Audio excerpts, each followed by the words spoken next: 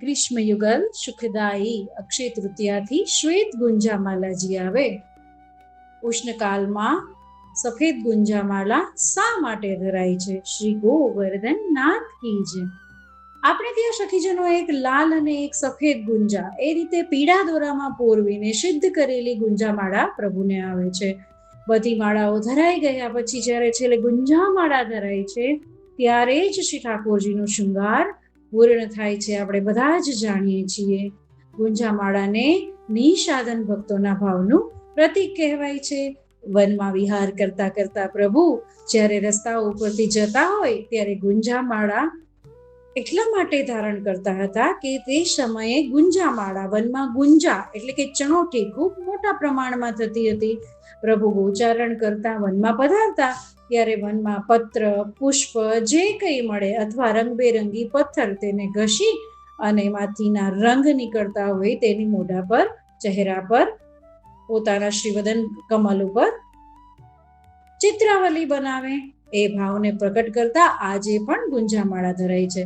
ભક્તો કહે કે અમે તો નિસાધન છીએ, અમારા હૃદયનો કયો ભાવ આપને ગમશે? અમે તો કંઈ નથી જાણતા પ્રભુ, અમને કંઈ જ ખબર પડતી નથી.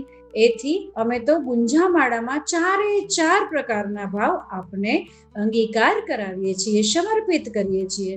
તામસ, રાજસ, સાત્વિક અને નિર્ગુણ એ 4 ભાવ આપને અર્પણ કરીએ છીએ. ગુંજામાળામાં શ્યામ રંગ અમારા હૃદયનો તામસ ભાવ છે, લાલ રંગ રાજસ ભાવ છે, સફેદ ગુંજા સાત્વિક ભાવ છે અને દોરો નિર્ગુણ ભાવ છે.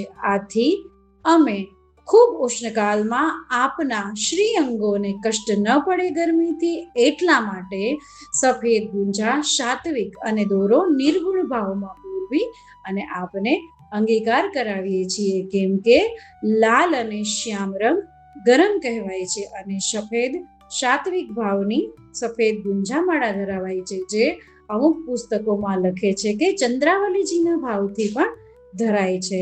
રાજસ તામસ ભાવની ગરમીને ઉષ્ણકાલની ગરમી બંને ભેગી થઈ અને પ્રભુને અસુખ ન કરે તે હેતુથી તત્સુખની ભાવનાથી સફેદ ગુંજામાલા અક્ષય તૃતીયાથી રથયાત્રાના આગલા દિવસ સુધી અંગીકાર કરાવાય છે.